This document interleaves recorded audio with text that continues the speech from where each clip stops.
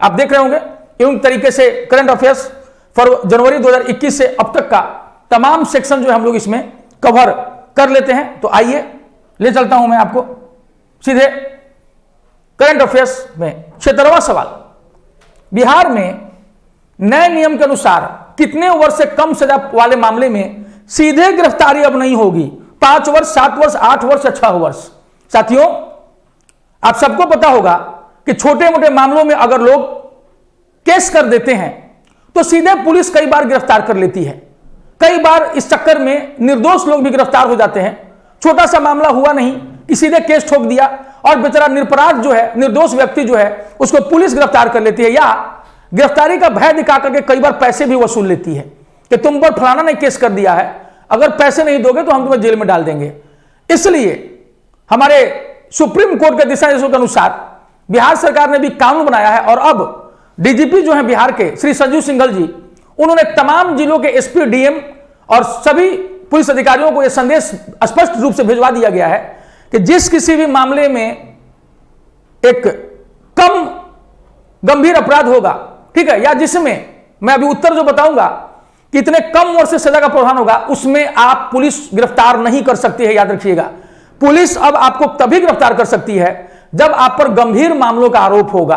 वरना आप अक्सर देखते होंगे कि वैवाहिक संबंधों में थोड़ी अनबन हुई नहीं, पत्नी गई थाने और पति पर केस कर दिया और देखते हैं कि पति महोदय को पुलिस गिरफ्तार करके अंदर कर देती है। तो साथियों, अब ऐसा नहीं होगा, अब ऐसा नहीं होगा, क्योंकि जो छोटे छोटे जो पेटी इश्यूज होते हैं इसमें आप सीधे गिरफ्तार नहीं कर सकते हैं जब तक कि कोर्ट में यह मामला साबित नहीं हो जाए कि उसने अपराध किया है। वरना कई बार लोग झूठे आरोपों में जेल भिजवा देते हैं और समझिए कि अगर कोई जेल गया तो कई बार लोग मानसिक रोगी हो जाते हैं, वो पागल हो जाते हैं जेल में जाकर के, क्योंकि उन्होंने अपराध तो किया ही नहीं होता है। और कई बार ऐसी स्थिति में वो जब जेल से बाहर निकलता है तो क्या करता है, सीधे ठोक देता है कि लो, जब जेल भिजवा ही दिए निरपराध को तो मैं अपराध कर ही देता हूं।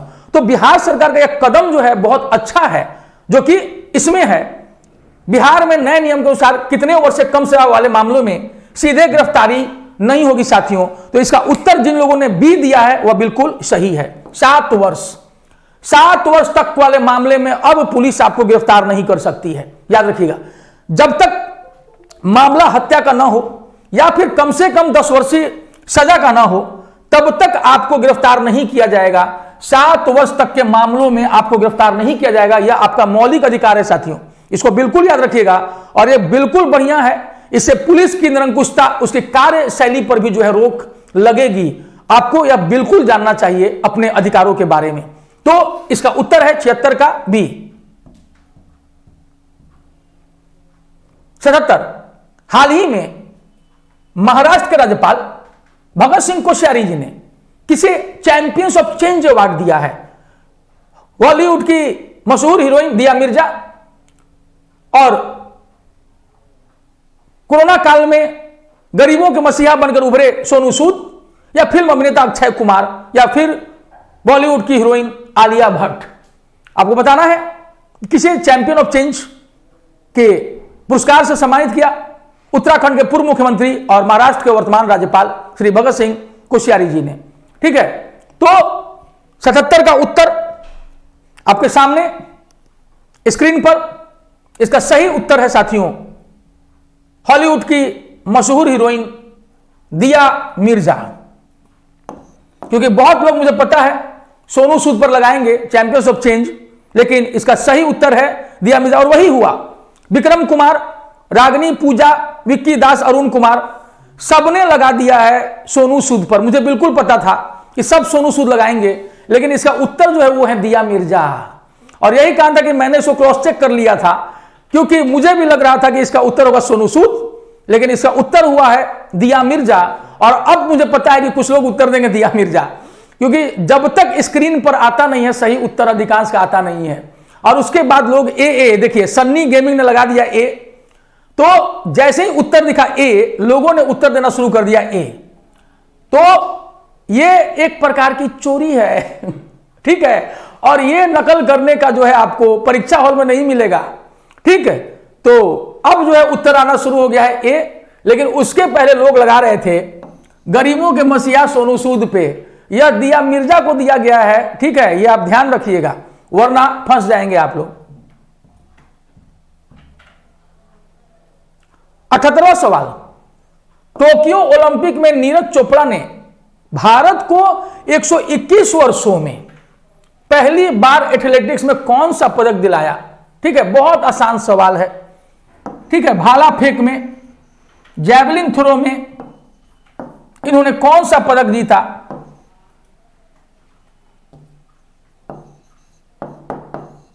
ठीक, 88.58 मीटर दूर तक जो है भाला फेंक दिया था। ठीक है, और टोक्यो ओलंपिक में नीरज चोपड़ा ने भारत को 121 वर्षों में पहली बार, बहुत आसान सवाल यहां, हाँ, गुड मॉर्निंग फुल मोहम्मद मंसूर, 78 का उत्तर ए होगा। बताइए, सन्नी गेमिंग इसका उत्तर भी गलत दे रहे हैं और पिछली बार उन्होंने सही उत्तर दिया था स्क्रीन पर देखने के बाद। ठीक है, इसका उत्तर जो है बाबू सन्नी, कांस्य पदक मत लगाओ मेरे बाबू, नीरज चोपड़ा ने स्वर्ण पदक जीता है। कम से कम इतनी जानकारी आपको रखनी चाहिए। 78 का उत्तर ए। 79, प्रधानमंत्री नरेंद्र मोदी ने राजीव गांधी खेल रत्न पुरस्कार का नाम बदलकर क्या रखने की घोषणा की है मित्रों? तो मोदी जी ने जो खेल रत्न पुरस्कार मिलता था पहले हमारे पूर्व प्रधानमंत्री राजीव गांधी जी के नाम पर, उनका नाम हटा दिया, क्योंकि राजीव गांधी जी किसी खेल के खिलाड़ी तो थे नहीं, और उन्होंने इनका नाम जो है एक महान खिलाड़ी के नाम पर रखा है। मेजर ध्यानचंद, मिल्खा सिंह जी, हॉकी के जादूगर, बाद में रहे धनराज पिल्ले, और अटल बिहारी वाजपेयी खेल रत्न पुरस्कार। तो भैया एक राजनीति का नाम हटाकर दूसरे राजनीति का नाम कैसे लाइएगा? ठीक है, तो इसका उत्तर जो है 79 का ए। तमाम साथी सही जवाब दे रहे हैं, तमाम साथी इसका सही जवाब दे रहे हैं। मेजर ध्यानचंद खेल रत्न पुरस्कार, मेजर ध्यानचंद खेल रत्न पुरस्कार। प्रिया आनंद, अटल बिहारी वाजपेयी नहीं बाबू, ध्यानचंद जी हैं, याद रखिएगा, गलत ना कीजिए। 80, ऑस्ट्रेलिया का कौन सा गेंदबाज अपने शुरुआती मैच में, डेब्यू मैच में हैट्रिक लेने वाला दुनिया का पहला गेंदबाज बन गया? T20 में बांग्लादेश के खिलाफ इस गेंदबाज ने हैट्रिक ले लिया अपने पहले ही मैच में, और ऐसा करने वाले वो विश्व के पहले प्लेयर बन गए जिन्होंने अपने डेब्यू मैच में ही हैट्रिक लिया। बावजूद बांग्लादेश ने 10 रनों से ऑस्ट्रेलिया को हरा दिया। कौन काम किया आपकी हैट्रिक? जब आप हार ही गए, अब बांग्लादेश की कमजोर टीम ने आपको हरा दिया, तो आपकी हैट्रिक तो बेकार हो गई। लेकिन फिर भी इन्होंने अपने डेब्यू मैच में हैट्रिक ले लिया। अब जैसे हाल ही में आप लोग देख रहे होंगे कि जो न्यूजीलैंड के प्लेयर हैं एजाज पटेल, मुंबई में जन्मे थे। एजाज पटेल ने भारत के खिलाफ परफेक्ट 10 विकेट लिए, लेकिन क्या फायदा जब आपकी टीम बुरी तरह हार गई। ठीक है, तो ये हैट्रिक या परफेक्ट 10 विकेट किस काम के? खैर, आइए हम लोग देखते हैं 80 का उत्तर जो है, अभी तक क्वेश्चन नंबर 80 का उत्तर किसी का सही नहीं आया है, तो मैं ही बता देता हूं। ये है नॉथन एलिस। नॉथन एलिस जो है ये सही उत्तर है, नॉथन एलिस। ठीक, आगे बढ़ जाते हैं हम लोग। यह आसान सवाल था, लेकिन अभी तक किसी ने जवाब नहीं दिया। दुखद बात है कि कोई जवाब जो है वो सही नहीं दे पाया है अभी तक। हो सकता है कि मेरे टिक लगाने के बाद जो है कुछ लोगों के जवाब जो है सही आने शुरू हो जाए, लेकिन उसके पहले अभी तक कोई जवाब नहीं दे पाया है, कोई जवाब सही नहीं दे पाया है। मैंने बी पर, अब स्क्रीन पर दिखना शुरू हो गया है बी, अब लोगों के उत्तर आने शुरू हो जाएंगे बी। ठीक है, लेकिन अभी तक भी लोगों ने नहीं दिया है, अब देना शुरू करेंगे। 81वां, हाल ही में वनस्पति वैज्ञानिकों के एक समूह ने किस द्वीप समूह में एक अम्ब्रेला हेड वाली शैवाल प्रजाति की खोज की है? ठीक है, तो आइए अगले प्रश्न पर हम लोग बढ़ जाते हैं। हाल ही में वनस्पति वैज्ञानिकों, यानी कि जो बोटनिस्ट होते हैं, इंग्लिश में हम इनको बोलते हैं बोटनिस्ट, यानी जो बोटनी की पढ़ाई करने वाले के एक समूह ने किस द्वीप समूह में एक अम्ब्रेला हेड वाली शैवाल प्रजाति की खोज की है। एकदम ऐसा लगता है कि छाता की तरह वो बना हुआ है अम्ब्रेला हेड। ठीक है, अम्ब्रेला हेड नामक शैवाल प्रजाति, शैवाल को इंग्लिश में कहते हैं एल्गी। ठीक, कहां खोज की है भाई, यह आपको बताना है। ठीक है, तो 81 का उत्तर जो है वह कुछ लोगों ने सही और अधिकांश लोगों ने गलत जवाब दिया। अंडमान और निकोबार। अंडमान और निकोबार में अम्ब्रेला हेड यानी जिसका ऊपरी पोर्शन छाते की तरह लगता है, उस टाइप के एल्गी यानी शैवाल की खोज जो है वो कहां की गई है, वो की गई है अंडमान और निकोबार में। 82 विश्व फोटोग्राफी दिवस निम्नलिखित में से किस दिन मनाया जाता है? 20 जनवरी, 22 मार्च, 12 मई, 19 अगस्त। हम लोग के हाथ में जब से एंड्रॉयड मोबाइल आया है और तब से साथियों सेल्फी जो है वो लेने में हम सभी बड़े आगे हो जाते हैं। 50-75 सेल्फी लेते हैं तब जाकर के एक फोटो हम लोग फेसबुक व्हाट्सएप पे चेप पाते हैं, क्योंकि थोबड़ा जो है वो कितना सुंदर दिखता है तो पता ही है। उसके बाद तमाम एंगल में लेने के बाद तो हम लोगों ने तय किया कि काहे नहीं भैया, एक जो फोटोग्राफी डे है उसकी भी जानकारी आप लोगों को दे दी जाए। तो आपको बताना है कि विश्व फोटोग्राफी दिवस जो है वो किस दिन मनाया जाता है साथियों। तो फोटोग्राफर्स का भी एक दिन होना चाहिए। तो 82 का उत्तर रागिनी कुमारी जी ने दिया है सी और सन्नी गेमिंग ने भी दिया है सी। तो आपको मैं बता दूं कि आप सभी जो है वो गलत हैं। 82 का उत्तर जो है सी में नहीं है साथियों। कोई एक देता है सी तो सारा उसके पीछे पीछे सी देने लगते हैं। राधिका कुमारी का बिल्कुल सही जवाब 19 अगस्त। 19 अगस्त राधिका कुमारी बिल्कुल सही। 82 का उत्तर।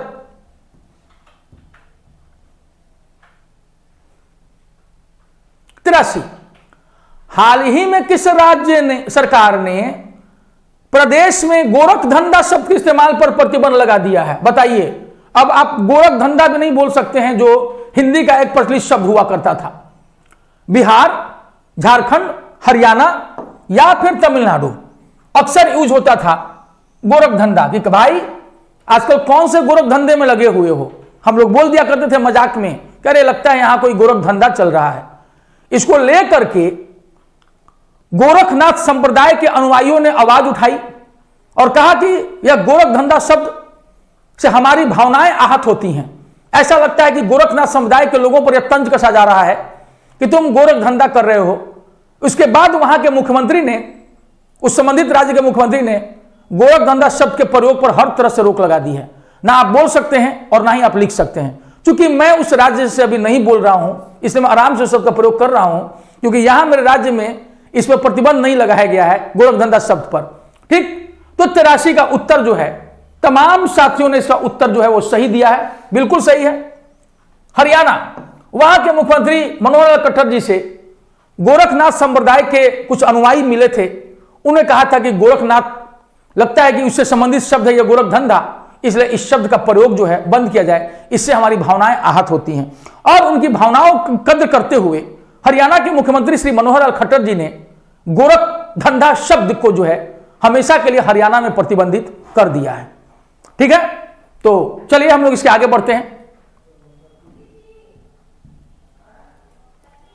84 निम्नलिखित में से किस राज्य सरकार ने अगले 10 वर्षों तक भारतीय हॉकी टीम को संरक्षण देने की घोषणा की है? साथियों, अगले 10 वर्षों तक भारतीय हॉकी टीम को संरक्षण देने की घोषणा की है। ओडिशा, बिहार, झारखंड या असम? ठीक है, आपको यह बता देना है। बहुत आसान सवाल है। निम्न में से किस राज्य सरकार ने अगले 10 वर्षों तक भारतीय हॉकी टीम को संरक्षण देने की घोषणा की है?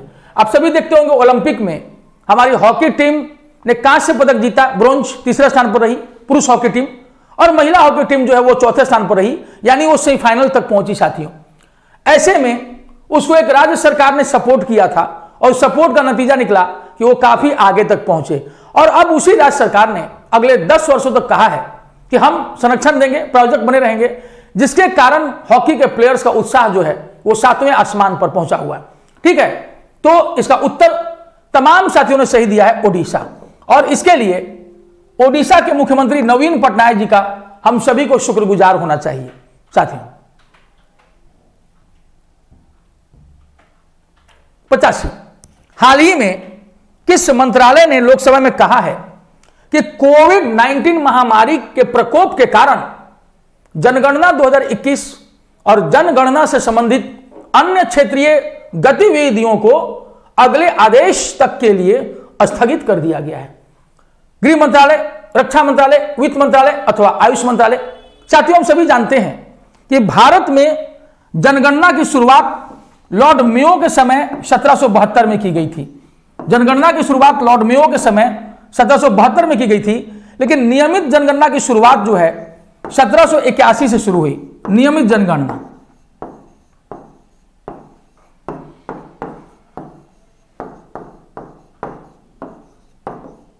नियमित जनगणना की शुरुआत 1781 से हुई साथियों। तब से हर साल नियमित रूप से जनगणना होता रहती, सेंसस होते आ रहा था। लेकिन पहली बार 2021 में कोविड-19 के कारण, यानी कोरोना जो वायरस डिजीज है 2019 में उत्पन्न, उसके कारण जो है 2021 की जनगणना पर जो है रोक लग गई है। वो फिलहाल स्थगित किया हुआ है और यही कारण है कि 2021 के आंकड़े अभी तक हमारे पास उपलब्ध नहीं हो पाए हैं। यह प्रक्रिया 3 साल पहले शुरू हो जाती है, लेकिन बीच में इस प्रक्रिया को रोक देना पड़ गया। और यह कार्य किसके आदेश से रोका गया है? यह है गृह मंत्रालय, जिसके मुखिया हैं श्री अमित शाह जी। और कोरोना के प्रकोप को देखते हुए मजबूरी में ही सही, लेकिन फिलहाल जनगणना को रोक दिया गया साथियों, और यह एक सही कदम भी है। ठीक है, तो 85 का ए सही है। अब हम लोग के सामने स्क्रीन पर हमारा अगला सवाल। हाल ही में भारत और किस देश ने अल मोहद अल हिंदी अभ्यास नामक अपना पहला नौसैनिक संयुक्त अभ्यास शुरू किया? अल मोहद अल हिंदी, ठीक है, अल मोहद अल हिंदी अभ्यास नामक अपना पहला नौसेना जो संयुक्त अभ्यास है, किस देश के साथ भारत ने किया है?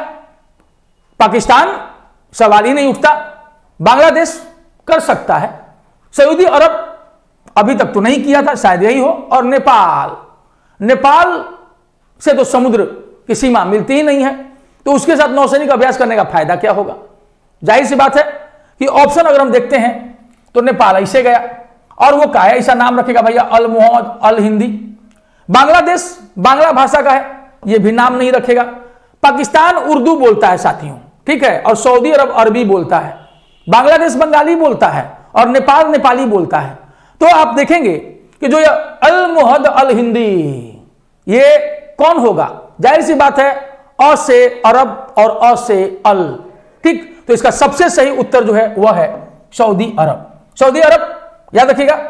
और अब तमाम साथियों के उत्तर मैं देख रहा हूं कि बिल्कुल सही है, बिल्कुल सही है, चाहे वो विक्की दास हो, अरुण कुमार हो, रानी कुमारी हो, राधिका कुमारी हो, तमाम अन्य साथी जिनका नाम जो है मैं नहीं ले रहा, लेकिन सभी साथी, सबका उत्तर जो है वो सही है। 87, शहरी क्षेत्रों में सामुदायिक वन संसाधन अधिकारों, कम्युनिटी फॉरेस्ट रिसोर्सेज राइट्स की मान्यता देने वाला पहला राज्य निम्नलिखित में से कौन बन गया है? बिहार, पंजाब, छत्तीसगढ़ अथवा असम, ठीक है।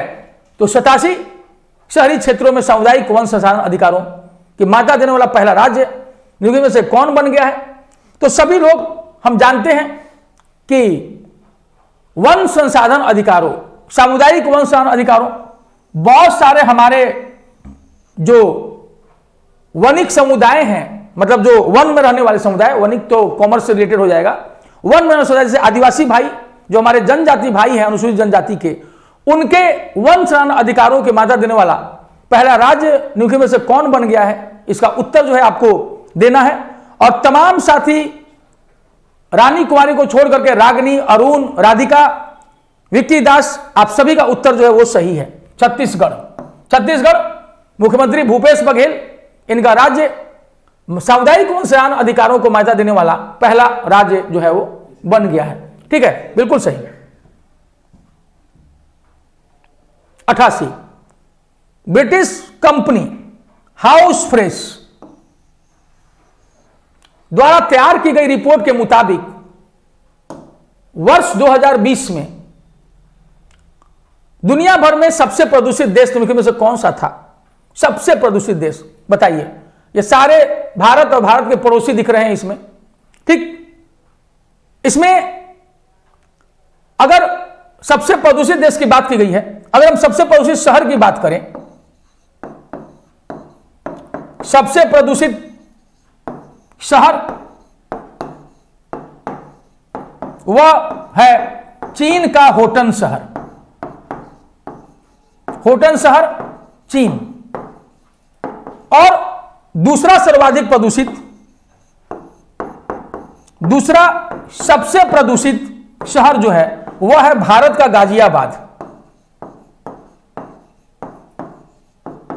दुनिया का दूसरा सबसे प्रदूषित शहर भारत का गाजियाबाद। और दुनिया का जो सबसे प्रदूषित शहर है वह जो है होटन, चीन का होटन सबसे प्रदूषित शहर। ठीक, तो आपको 88 का तमाम साथी उत्तर दे रहे हैं ए। ठीक है, हाउस प्रेस साथियों, ये ब्रिटिश कंपनी हाउस प्रेस ने, एक दूसरी संस्था ने दुनिया का सबसे प्रदूषित शहर जो है भारत को बताया था, लेकिन ब्रिटिश कंपनी हाउस प्रेस ने दुनिया का जो सबसे प्रदूषित देश बताया है वह बताया है बांग्लादेश को। वह बताया है बांग्लादेश को, इसको याद रखिएगा। और उसने प्रदूषित देशों में, टॉप के 4 प्रदूषित देशों में भारत, चीन और मंगोलिया को भी रखा है।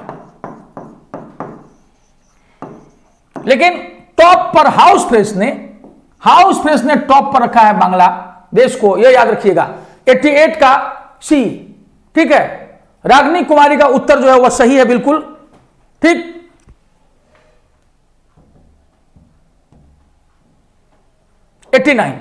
नवासी, सवाल नंबर 89। आइए देखते हैं, मध्य प्रदेश के निम्नलिखित किस शहर को भारत का पहला वाटर प्लस शहर घोषित किया गया है? पहला वाटर प्लस शहर, यह भारत का जो स्वच्छता अभियान चल रहा है उसी के तहत घोषित किया गया है।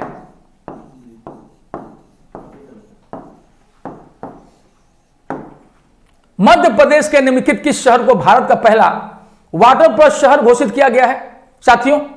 तो स्वच्छता अभियान के तहत जो दूसरा शहर है वह है हैदराबाद। मैं पहले ही बता दूं आप लोगों को, पहला शहर कौन सा है वाटर प्लस शहर, यह है दूसरा वाटर प्लस, जहां अपनी जरूरतों से ज्यादा पानी वाटर प्लस जिसने सेट कर रखा। मध्य प्रदेश के निम्नलिखित किस शहर को भारत का पहला वाटर प्लस शहर घोषित किया गया है? भोपाल, इंदौर, जबलपुर और ग्वालियर। भोपाल वहां की राजधानी, इंदौर को हम मिनी मुंबई के नाम से जानते हैं। जबलपुर जबाली ऋषि का क्षेत्र, जबलपुर जहां धुआंधार जलप्रपात है नर्मदा नदी पर। ठीक है, और यह रेलवे के 18 जोनों में से एक जोन जो है उसका हेडक्वार्टर्स भी है ये। और ग्वालियर, भिंड, मुरैना, चंबल घाटी का क्षेत्र ग्वालियर, जहां के सिंधिया जो है वो प्रमुख शासक हैं। तो 89 का उत्तर जो है, तमाम साथियों का उत्तर है बी, इंदौर। सही जवाब, सही जवाब। सबसे स्वच्छ शहर भी और भारत का पहला वाटर प्लस शहर भी। 90, निम्नलिखित में से कौन सा ऐप विश्व भर में सबसे ज्यादा बार डाउनलोड किए जाने वाला ऐप बन गया है? TikTok, Facebook, WhatsApp, Instagram. TikTok, Facebook, WhatsApp, Instagram, सबसे ज्यादा बार डाउनलोड किया जाने वाला जो है वह ठीक। तो टिकटॉक सुनकर मेरे चेहरे पर हंसी आ गई। उसके बाद फेसबुक, कारण भारत सरकार ने टिकटॉक पर बैन लगा दिया और हमारे कई टिकटॉक स्टार का कैरियर जो है पहले ही समाप्त हो गया, शुरू होने से पहले ही।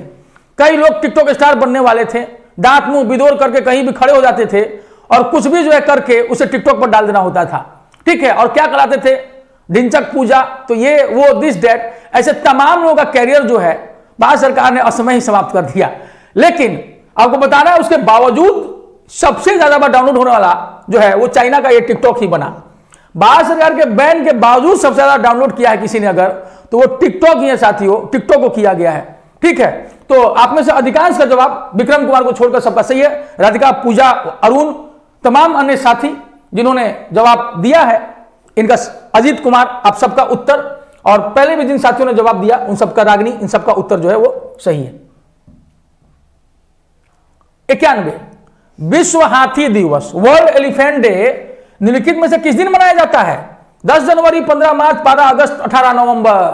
हाथी मेरा साथी।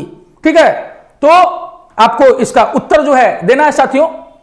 कि कब विश्व हाथी दिवस मनाया जाता है। हाथी हमारा साथी, जंगल में यही तो एक है जो हमें मार कर खाता नहीं है, विशालकाय जानवर होने के बावजूद जो है, हाँ, अगर आप गुस्सा दिला देते हैं तो फिर हाथी छोड़ता भी नहीं है। ठीक है, यही एक है जिस पर सवार होकर के आप जंगल के राजा शेर से भी जो है आप भिड़ सकते हैं, वरना बाकी जानवर तो अपनी जान बचाने के लिए भागेंगे, एक हाथी ही है जो आपकी जान जो है वहां पर बचा सकता है। 91 का उत्तर दिया है अरुण कुमार, राधिका, पूजा, तमाम लोगों ने सी 12 अगस्त। हाथी मेरा साथी, अगस्त 12 अगस्त यानी हम स्वतंत्रता दिवस के 3 दिन पहले हम लोग मनाते हैं विश्व हाथी दिवस। सवाल नंबर 92, एयर इंडिया की निम्नलिखित में से किस पायलट को संयुक्त राष्ट्र में महिला प्रवक्ता के रूप में नियुक्त किया गया है? वुमेन स्पोक्स पर्सन के रूप में किसे नियुक्त किया गया है साथियों? ठीक है, 92 का उत्तर, एयर इंडिया के निम्नलिखित में से किस पायलट को यूनाइटेड नेशंस में वुमेन स्पोक्स पर्सन के रूप में नियुक्त किया गया है? ठीक है, बचपन से ही पायलट बनने का सपना देखती थी और आगे चल करके उन्हें यूएनओ में जो है स्पोक्स पर्सन का दर्जा भी दिया गया। तो 92 का उत्तर दिखाना आप लोगों को। बिल्कुल राधिका कुमारी जी, आपका उत्तर सही है, 12 अगस्त। विक्की दास, अजीत कुमार, 92 का उत्तर विक्रम कुमार ने सबसे पहले दिया। कैप्टन जोआ अग्रवाल, रागनी ने, पूजा कुमारी ने सही उत्तर, अजीत कुमार ने सही उत्तर, रागनी का उत्तर इस बार गलत है, राधिका कुमारी आपका उत्तर भी सही है। ठीक है, तो शुरुआत के तमाम लोगों का नाम मैंने ले लिया। 92 का ए, कैप्टन जोया अग्रवाल। अगले सवाल की ओर बढ़ते हैं हम लोग। 93, हाल ही में किस राज्य सरकार द्वारा 18वीं सदी के स्वतंत्रता सेनानी क्रांतिवीर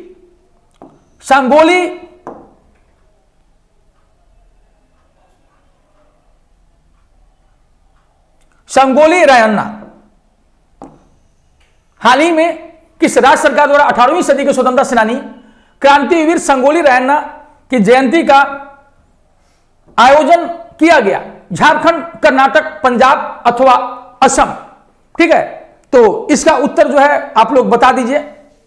हाल ही में किस राज्य सरकार द्वारा 18वीं सदी के स्वतंत्रता सेनानी क्रांतिवीर संगोली रायन्ना, तो संगोली रायन्ना जो थे उनका जन्म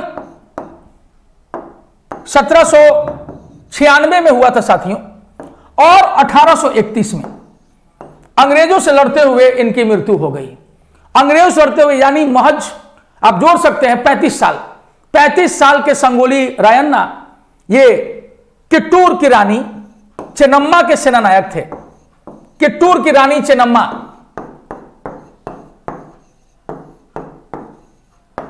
और अंग्रेजों के खिलाफ लड़ते हुए इन्होंने अपने प्राण दे दिए थे। संगोली रायन्ना 18वीं सदी के स्वतंत्रता सेनानी। ठीक है, 18वीं सदी में इनका जन्म जरूर हुआ था, लेकिन लड़ाई इन्होंने लड़ी थी 19वीं शताब्दी में साथियों। और इनका उत्तर जो है, आप में से तमाम साथी अलग अलग उत्तर दे रहे हैं, कोई बी, कोई ए। ठीक है, इसका सही उत्तर जो अरुण कुमार ने दिया और राधिका कुमारी ने दिया है, इसका उत्तर है बी, कर्नाटक। संगोली रायन्ना नाम से यह स्पष्ट था, रानी चेन्नम्मा कहां होंगी भाई? साउथ में होंगी। ठीक है, तो इतना हिंट काफी था। उसके बाद भी आप में से कुछ साथियों ने गलत जवाब दिया है, यह सही बात नहीं है। ठीक, आइए अगले सवाल पे हम लोग बढ़ जाते हैं। 94, हाल ही में किस राज्य सरकार ने शुद्ध पेयजल उपलब्ध करवाने के लिए ड्रिंक फ्रॉम टैप योजना को शुरू किया है? ठीक है, ड्रिंक फ्रॉम टैप योजना, ड्रिंक फ्रॉम टैप योजना सीधे शुरू किया है ओडिशा, तमिलनाडु, मध्य प्रदेश, झारखंड। तो ड्रिंक फ्रॉम टैप योजना यानी पानी इतना शुद्ध होगा कि आप सीधे टैप से ही पी सकते हैं, आपको किसी मिनरल वाटर की जरूरत जो है वो नहीं पड़ेगी उसमें पैसा बर्बाद करने की। तो आपको इसका उत्तर बताना है। 94 का उत्तर बता देना है साथियों कि हाल ही में किस राज्य सरकार ने शुद्ध पेयजल उपलब्ध कराने के लिए ड्रिंक फ्रॉम टैप योजना को शुरू किया है? ठीक है, ड्रिंक फ्रॉम टैप योजना, यह जो है इसका पहला शहर जो है वह है पुरी। जगन्नाथ मंदिर का नाम आपने सुना होगा, और यह जो है 94 का ए। तो बिल्कुल सही जवाब राधिका कुमारी, रागनी, अजीत कुमार, आप सभी का जवाब जो है वो सही है, और इसके लिए पुरी शहर को चुना गया है।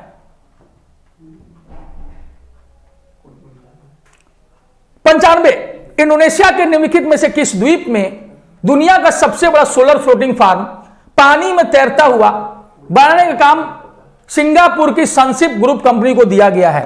सिंगापुर की सनशिप ग्रुप कंपनी को दिया गया है, जिसमें कि एक झील में जो है, वहां पर झील में ही जो है सोलर प्लेट्स जो है वो बिछा करके रखे जा रहे हैं। भारत में भी ऐसा तेलंगाना के रामागुंडम में हो रहा है।